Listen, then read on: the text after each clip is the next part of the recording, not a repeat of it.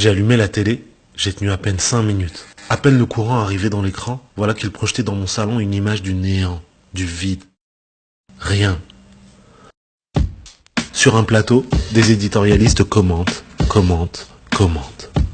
Quoi? N'importe. Peu importe. Tout et n'importe quoi en fait. Pour dire quoi? Pour dire rien. Ils meublent. Ils meublent le néant.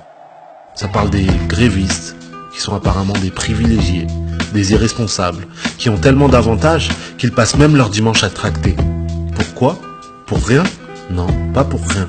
Pour l'hôpital où des patients sont désormais soignés dans les couloirs. Pour la solidarité, depuis qu'elle est en passe de devenir un film de science-fiction. Pour préserver l'idée que le progrès, ce n'est pas de niveler les conditions de travail par le bas, ni de monter les usagers contre les grévistes, alors même que c'est le modèle social de tout le monde qui est en danger. Les commentateurs, ceux-là même qui sont sur le plateau, sont arrivés le plus souvent en Uber X ou en taxi, et ils s'indignent des retards des trains qu'ils ne prennent même pas. Ça parle de la ligne 13, alors forcément j'ai le cœur qui vibre. Agnières Gennevilliers et Gabriel Périg.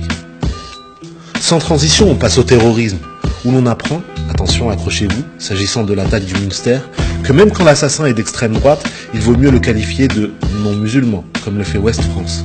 Alors ça parle de troubles psychiques sur BFM, tandis que CNews nous dit, écoutez bien, qu'il s'agissait de terrorisme non-islamiste. De terrorisme non-islamiste.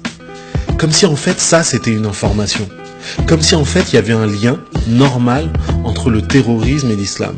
Comme si en fait c'est pas pour rien qu'on stigmatisait les musulmans et qu'il y avait quelque chose profondément ancré dans leur religiosité ou dans leur foi qui les prédestinait à la violence politique. Puisqu'on en est arrivé là, il faut même plus parler de journalisme. Il faut parler de thérapie de groupe.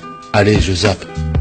Je zappe et je tombe sur Manuel Valls sur LCI qui prophétise la nécessaire réforme de l'islam. Bah oui, parce qu'apparemment c'est un expert sur le sujet. Et puisque l'islam est au centre de sa vie, peut-être qu'en fait au bout d'un moment il devrait se convertir. Manuel Valls sur France 2 qui commente le but de Ronaldo. On lui a donné apparemment une carte blanche.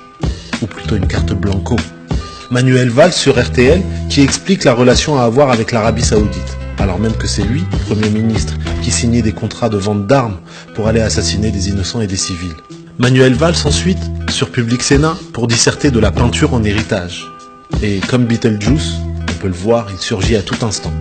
Sauf qu'en fait, lui, il n'attend pas qu'on l'appelle 3 fois pour débarquer. Sauf en Essonne apparemment, où on a toujours du mal à le trouver. Je zappe et je tombe sur une page de publicité. Et là, en vérité, c'est le seul moment de sincérité de cette séquence télévisée. Achetez notre lessive, confiez-nous vos données, mangez notre huile de palme, utilisez nos produits. Parce qu'en fait, nous le valons bien, votre argent. Par la fenêtre, un rayon de soleil m'appelle.